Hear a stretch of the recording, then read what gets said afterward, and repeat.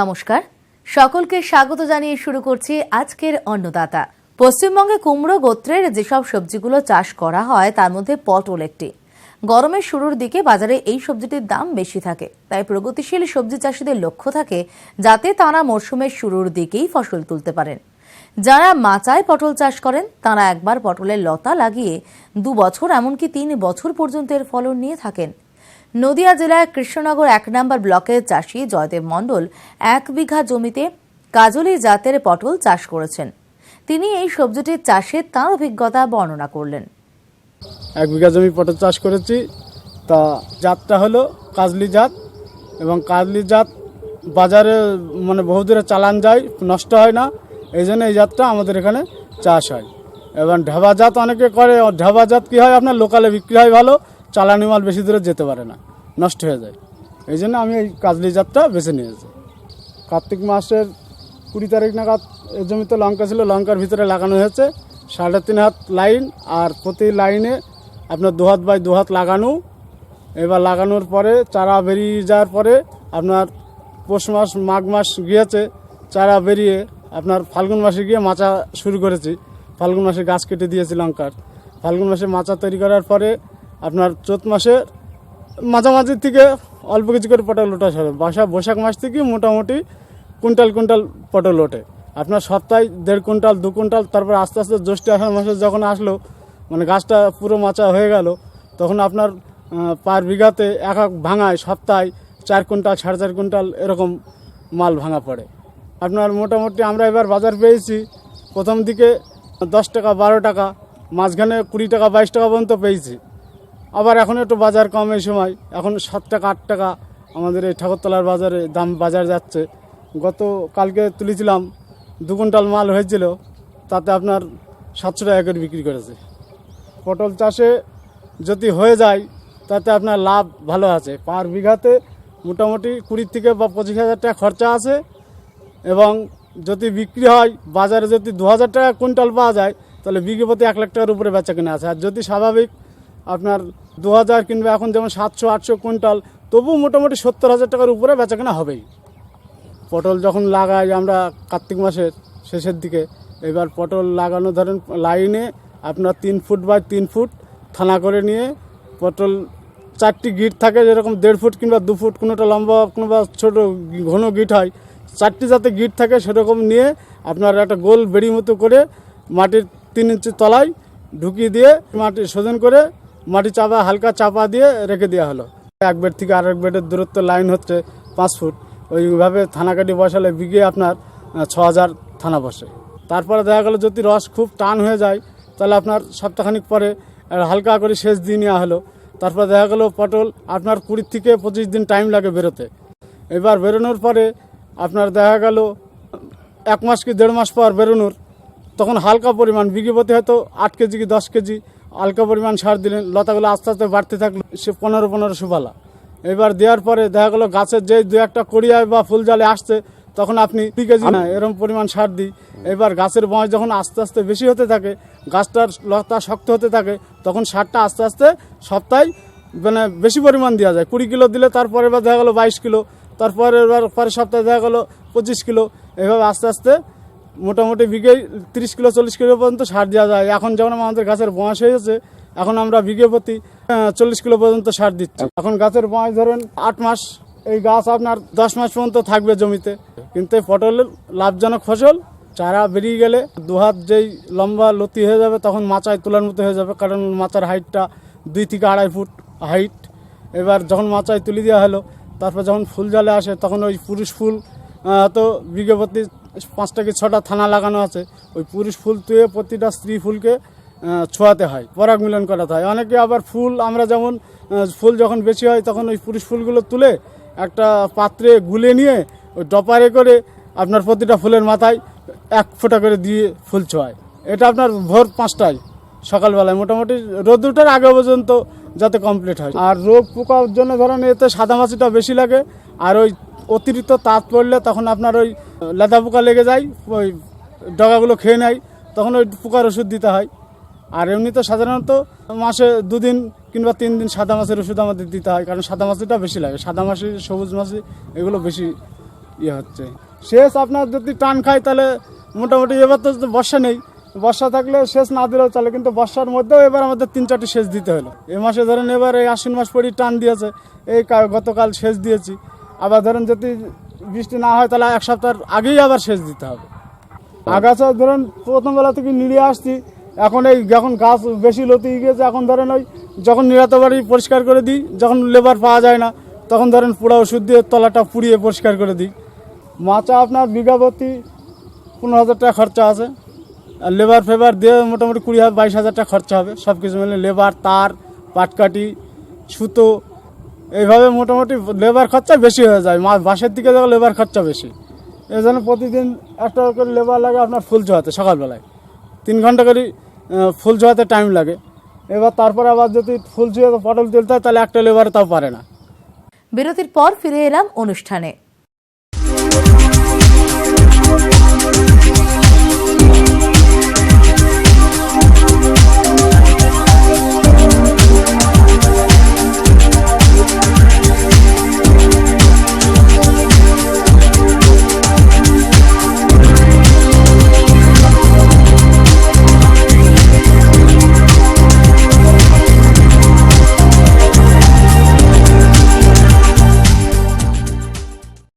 দেশি প্রজাতির কলা চাষের থেকে টিস্যু কালচার কলা চাষ অনেক বেশি লাভজনক। সরকারি উদ্যোগে এই টিস্যু কালচার কলা চাষের এলাকা সম্প্রসারণ করা হচ্ছে। নদিয়া জেলার কৃষ্ণনগর 1 নম্বর ব্লকের প্রগতিশীল কৃষক বন্ধু হলেন তারক ঘোষ। তিনি 1 বিঘা জমিতে টিস্যু কালচার G9 জাতের কলা চাষ করেছেন। এখন তিনি কলা বাগানের পরিচর্যার অভিজ্ঞতা সম্পর্কে জানাচ্ছেন। আমি কলা চাষ করেছি। 1 বিঘা জমিতে ধরুন প্রথমে চাষ ফাঁস দিয়ে সুন্দর করে চাষ করে 400 চারা লাগে। 4 হাত বাই 4 হাত পরপর লাগানো হয়। 6 ফুট বাই 6 ফুট চারাই সমান করে লাগানো হয়, তাতে 400 চারা ধরে বিঘা প্রতি। এই 400 চারা ধরুন খরচ, প্রথমবার ধরেন চাষবাস দিয়ে সুন্দর করে চারা বসানোর পরে তখন সার ফার লাগে না। চারাটা যখন একটু বড় হয়, লেগে যায়, তখন হালকা করে বিঘাতে ধরেন 20-25 কিলো সুপালা দিয়ে, কোপ কাপ দিয়ে, যখন ছোট চারা থাকে তখন চাষ দেওয়াও যায়, যখন বড় হয় তখন আর দেওয়া যায় না। তারপরে হালকা করে সার দিয়ে, গোড়ায় অল্প আড্ডম মাটি দিয়ে, চারাটা যখন আরও সুন্দর বড় হয়ে যায় তখন আবার সার দিতে হয়। প্রয়োজন হলে জলের টান ধরলে জল দিতে হয়। এই চারা ধরুন এক কাঁদি ধরুন 400 বিঘাতে 400 কাঁদি মানে ধরেন 800-900 টাকাও বিক্রি হয় কাঁদি। যদি বাজার ভালো হয় 1000-1200 হয়, 500-600 টাকা হবেই। নর্মাল বাজারে 500-600 টাকা কাঁদি হবে, তাতে ধরুন 400 মানে বুঝতে পারছেন প্রচুর টাকা, প্রায় 1.5 লাখ টাকার উপরে বেচা কেনা গড়ে। তাতে মোটামুটি খরচ ধরেন প্রথমের দিকে লেবার লাগে, একটু চারা যখন বড় হয়ে যায় ভেতরে ঘাস ফাঁসের ওষুধ দিয়েও মেরে দেওয়া যায়, আর গাছ যখন বড় হয়ে যায় তখন আর ঘাস হয় না। আর ওই আপনার দেখতে হবে মাটির যদি রস কম থাকে তখন জল দিতে হয়। আর মোটামুটি 1 মাস 1.5 মাস পর পর মোটামুটি বিঘাতে বস্তাখানিক করে একবার এক সার, কোনোবার সুপালা, কোনোবার ডিএপি, কোনোবার 10-26 এরকম দিলে জিনিসটা ভালো হয়। একরকম সার প্রতিবার দিলে ভালো হয় না। তাতে ধরুন বিঘাতে ধরেন 20-25 হাজার টাকা খরচ হবে। মোটামুটি ধরেন 1 লাখের উপরে বেচা কিনা হবে। যদি কোনো কারণে ঝড়ে ভেঙে চুরে না যায়, সেটাও গাছে মাঝে মাঝে পটাশ দিতে হয় গাছটাকে টেম্পার রাখার জন্য।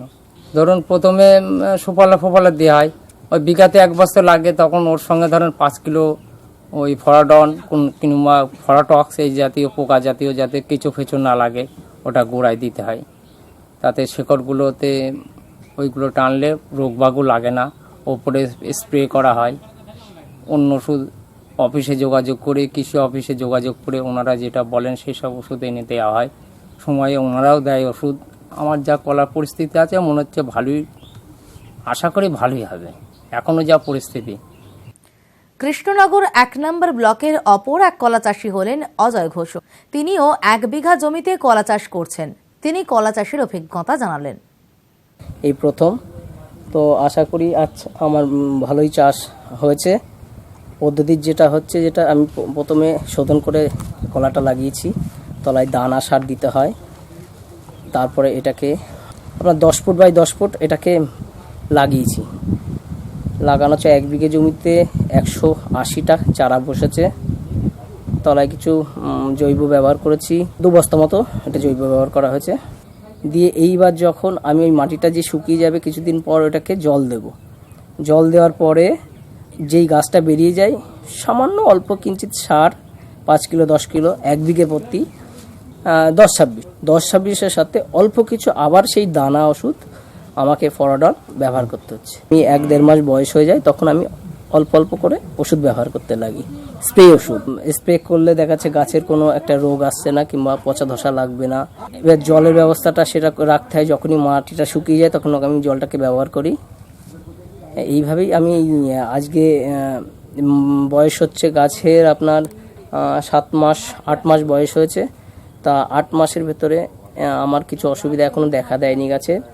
আমি স্প্রে করছি ডাইথেনেম, সঙ্গে কোনো একটা পোকার ওষুধ, আবার আছে আপনার স্টিল, এসব ব্যবহার করি। ঢপ প্রতি আপনার ওই 30 ml করে দিই। এইভাবেই চলছে। এখনও তো আশা করি গাছের কিছু অসুবিধা হয়নি। এখন আমার ঝুলে পড়ে যাচ্ছে তখনই আমি সেই পাতাটাকে কাটি, তার আগে আমি কখনোই পাতা কাটি না।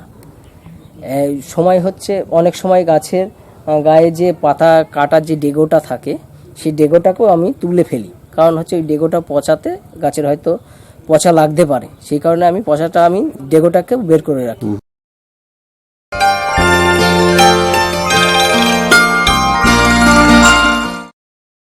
এবার দেখুন জন ডিয়ার অন্নদাতা হেল্পলাইন।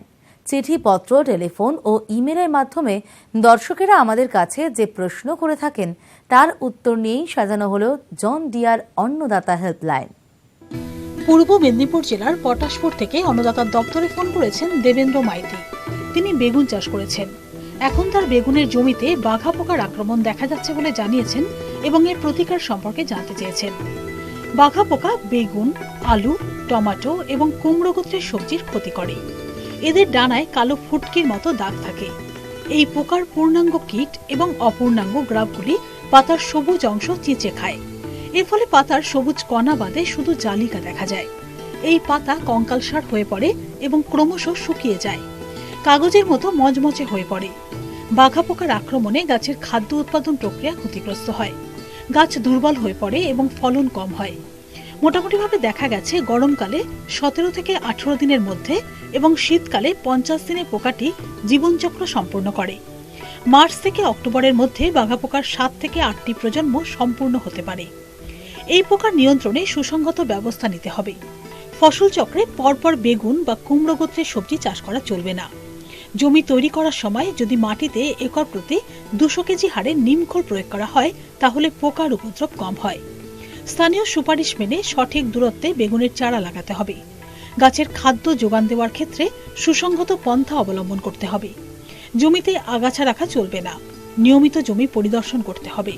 পাতায় পোকার উপস্থিতি দেখা মাত্র যান্ত্রিক উপায়ে এই পোকাকে হাত দিয়ে তুলে নষ্ট করা যেতে পারে।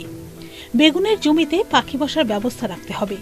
ভেষজ কৃষিবিষ হিসাবে 10,000 ppm এর নিমজাত কৃষিবিষ 2 থেকে 3 মিলিলিটার প্রতি লিটার জলে গুলে স্প্রে করা যেতে পারে। রাসায়নিক উপায়ে কীটশত্রুটিকে নিয়ন্ত্রণ করতে এই সব বিষগুলো ব্যবহার করতে হবে।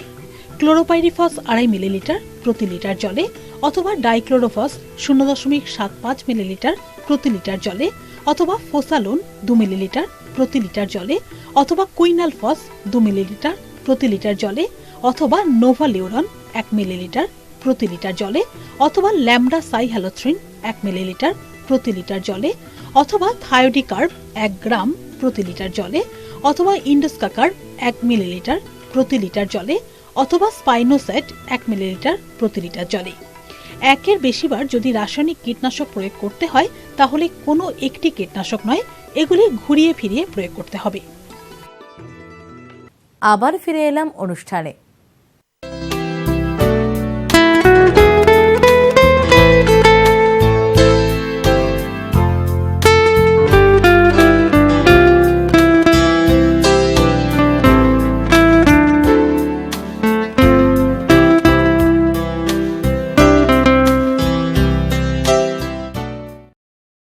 গবাদি প্রাণীকে প্রতিদিন নির্দিষ্ট সময়ে এবং নির্দিষ্ট পরিমাণে সুষম খাবার দেওয়া জরুরি। হঠাৎ করে শর্করা জাতীয় খাবার বেশি পরিমাণে খাওয়ালে গাভী অ্যাসিডিওসিস রোগে আক্রান্ত হতে পারে। মালদা জেলার হবিবপুর ব্লকের তাজপুর গ্রামের জনৈক গোপালকের একটি গাভী এই রোগে আক্রান্ত হয়েছে। এই রোগের কারণ এবং প্রতিকার সম্পর্কে বিস্তারিতভাবে জানালেন হবিবপুর ব্লকের বিএলডিও ডাক্তার তুষার কান্তি বণিক। গবাদি প্রাণীর নানাবিধ রোগের মধ্যে একটি অন্যতম রোগ হলো কার্বোহাইড্রেট অ্যাঙ্গোর্জমেন্ট বা শর্করা জাতীয় খাবার অধিক পরিমাণে খাওয়ার জন্যে হজমজনিত সমস্যা। এই বর্তমানে যে গরুটি এখানে রয়েছে সেই গরুটি কিন্তু এই কার্বোহাইড্রেট অ্যাঙ্গোর্জমেন্ট রোগেই আক্রান্ত হয়েছে। তার কারণ গরুটি কয়েকদিন হলো বাচ্চা দিয়েছে এবং চাষি স্নেহবশত গরুটিকে অধিক পরিমাণে খুদ, ভাত, দানা খাবার, ধানের কুড়া এগুলো বেশি পরিমাণে খাইয়ে দিয়েছে। কার্বোহাইড্রেট বেশি খাওয়ার জন্য ওর হজমজনিত সমস্যায় গরুটা ভুগছে। আর এখানে আমরা দেখছি যে গরুটার মধ্যে যে রোগ লক্ষণগুলো প্রকাশ পাচ্ছে, গরুটার পেট একটু ফাঁপা আছে, শরীরে জলের ভাগ কমে গেছে, গরুটা পাতলা পায়খানা হচ্ছে, খাবার দাবার ছেড়ে দিয়েছে, গরুটা শোয়া থেকে উঠতে পারছে না। আর এই রোগটাতে আক্রান্ত হলে না গরুর শরীরে জলের পরিমাণ কমে যায়। চোখের পাতাটা যদি আমরা টান দিই তাহলে দেখবেন ওই অক্ষিগুলো, চোখের যে অক্ষি কোটরটা একদম ফাঁকা হয়ে থাকে এবং ওই চামড়াটা ভাঁজ করে দিলে ওই ভাঁজটা খুলতে অনেক সময় লেগে যায়। এর পাকস্থলীতে 4টি প্রকোষ্ঠ থাকে। তার যে প্রথম প্রকোষ্ঠ, সেখানে বিভিন্ন ধরনের উপকারী জীবাণুগুলো থাকে, যে জীবাণুগুলো ওদের খাবার হজম করাতে সাহায্য করে। আর গরু তো সাধারণত খড় জাতীয় বা ঘাস জাতীয় খাবারগুলোই বেশিরভাগ খেয়ে থাকে, সেগুলোকে হজম করানোর জন্য ওদের পাকস্থলীর মধ্যে উপযুক্ত সংখ্যায় জীবাণুগুলো থাকে। আর গরুকে আমরা এখানে যে খাবারগুলো দেওয়া হয়েছে, বিশেষত খুদ, ভাত, এই দানা জাতীয় খাবারগুলো বেশি পরিমাণে দেওয়ার জন্য হয়েছে কি, এগুলোর মূল উপাদান, এই দানা জাতীয় খাবারগুলোর মূল উপাদান হলো আসলে সহজপাচ্য শর্করা। এই সহজপাচ্য শর্করাগুলোর উপরে গরুর পাকস্থলীতে থাকা যে জীবাণুগুলো, সেই জীবাণুর ক্রিয়ায় পেটের মধ্যে প্রচুর পরিমাণে ল্যাকটিক অ্যাসিড উৎপাদন হয়েছে এবং সেই ল্যাকটিক অ্যাসিড বেশি পরিমাণে উৎপন্ন হওয়ার জন্যে গরুটার কিন্তু যে অ্যাসিডোসিস নামক সমস্যাতে সে কিন্তু ভুগছে। তার ফলে গরুটার পাতলা পায়খানা হচ্ছে, তার ক্ষুধামন্দা হয়েছে, পেট ফাঁপা হয়েছে, পেটের মধ্যে জলের পরিমাণ বেড়ে গেছে, রক্ত থেকে অনেক পরিমাণে জল ওর পাকস্থলীর মধ্যে চলে এসছে। ফলে দেখা যাচ্ছে যে গরুটার পাতলা পায়খানা হচ্ছে, তার পেচ্ছাবের পরিমাণ কমে গেছে, গরু দুর্বল হয়ে গেছে, শোয়া থেকে উঠতে পারছে না।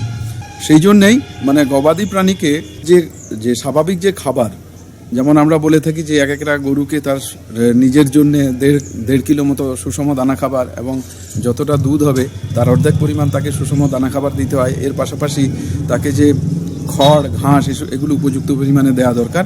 তো প্রত্যেক দিন একই নিয়ম মতোই গরুকে কিন্তু খাবার দান করা দরকার। অনেক ক্ষেত্রে আমরা সমস্যা বাঁধিয়ে ফেলি কি, গরুর বাচ্চা হওয়ার পরে তার থেকে দুধ পাওয়া যাবে এই মনে করে আমরা অনেক বেশি পরিমাণে খাবার দিতে শুরু করি, ফলে কিন্তু এই সমস্যাগুলোতে আমরা ভুগি। তো এই ধরনের সমস্যা যদি হয়, যেটা আমরা ঘরোয়াভাবে বাড়িতেই করতে পারি, যে কখনো যদি বেশি পরিমাণে দানা খাবার খেয়ে নেয়, তো সেক্ষেত্রে আমরা যেটা ব্যবস্থা নিতে পারি সেটা হলো খাবার সোডা বাড়িতেই থাকে বা কাছাকাছি পাওয়া যায়। খাবার সোডা অন্তত 50 থেকে 100 গ্রাম আমরা যদি 500 থেকে 1 লিটার জলে গুলে গরুটাকে যদি আস্তে আস্তে খাওয়াতে পারি, তাহলে পেটের মধ্যে যে অ্যাসিডগুলো উৎপন্ন হয় সেই অ্যাসিডগুলো কিন্তু প্রশমিত হতে পারে। এর পাশাপাশি প্রাণী চিকিৎসকের পরামর্শ মতো তার কিন্তু চিকিৎসার বন্দোবস্ত আমরা করতে পারি। আর যেহেতু গরু তৃণভোজী প্রাণী এবং তাদের হজম প্রক্রিয়া জীবাণু নির্ভর, জীবাণুরাই মূলত খাবার দাবার হজম করায়, সেই জন্যে গরুকে কিন্তু অত্যধিক পরিমাণে সহজপাচ্য শর্করা, যেমন ভাত বা খুদ হতে পারে, সেটা চিড়া হতে পারে, বা চিনির রস, চিনি জাতীয় জিনিসগুলো, এগুলো কিন্তু অত্যধিক পরিমাণে কখনো খাবেন না। গরুকে নিয়ম মতো প্রত্যেক দিন যে পরিমাণে আপনি খাবার দেন, ঠিক সেই পরিমাণেই খাবার আপনি দিবেন। যেমন আমরা নিয়মটা বললাম যে একটা সুস্থ গরুর জন্য তার নিজের শরীরের জন্য 1.5 কিলো এবং তার দুধ উৎপাদনের জন্য যত পরিমাণ দুধ হয় তার অর্ধেক পরিমাণ খাবার। মানে একটা গরু যদি 10 কিলো দুধ দেয়, তাহলে নিজের শরীরের জন্য 1.5 কিলো, আর 10 লিটার দুধের জন্য 5 কিলো, মানে 6.5 কিলো খাবার আপনাকে প্রতিদিন দিতে হবে। এখন আপনি যদি খেয়াল বসে কোনোদিন মনে করেন যে আমি 8 কিলো খাবার দিয়ে দিব, তাহলে কিন্তু তার হজমের সমস্যা হবে। তার কারণ কি, তার পেটের যে জীবাণুগুলো সেভাবেই কিন্তু অভ্যস্ত, যে প্রত্যেকদিন যেরকম খাবার উপায় সেগুলোকে হজম করাতেই ওরা অভ্যস্ত। হঠাৎ করে বেশি পরিমাণে খাবার দিলে কিন্তু সেই জীবাণুগুলো নিষ্ক্রিয় হয়ে যায়, জীবাণু মরে যায়, পেটের মধ্যে প্রচুর পরিমাণে অ্যাসিড উৎপন্ন হয়। এ ধরনের সমস্যা যদি হয়, তাহলে কি হবে, গরুর পেট ফুলে যাবে, গরু খাবার খাবে না, পাতলা পায়খানা হবে, তার দুধ উৎপাদন কমবে, তার চিকিৎসাজনিত ব্যয় বাড়বে, ফলে গোপালনটা কিন্তু আপনার কাছে অলাভজনক হয়ে পড়বে। সেই জন্য এক্ষেত্রে প্রয়োজনীয় পরামর্শ হলো নিয়ম মতো তাকে খাবার দিন। নতুন কোনো খাবার যদি আপনাকে গরুকে খাওয়াতে হয়, নতুন কোনো খাবারে যদি অভ্যস্ত করাতে হয়, সেক্ষেত্রে 7 থেকে 10 দিন সময় নিয়ে ধীরে ধীরে একটু পরিমাণ বাড়িয়ে তাকে কিন্তু অভ্যস্ত করাবেন। তাহলে কিন্তু তার এই হজমজনিত এই সমস্যাগুলো হবে না। এই অনুষ্ঠানটি আপনাদের কেমন লাগছে? আপনারা আর কি দেখতে চান জন ডিয়ার অন্নদাতা অনুষ্ঠানে? জানিয়ে চিঠি লিখুন। আমাদের ঠিকানা Annadata, News 18 Bangla, Godrej water side, tower 1, Salt Lake sector 5, Kolkata 91। অনুষ্ঠানটি আজকের মতো এখানে শেষ করছি। আবার দেখা হবে কাল সকালে। নমস্কার।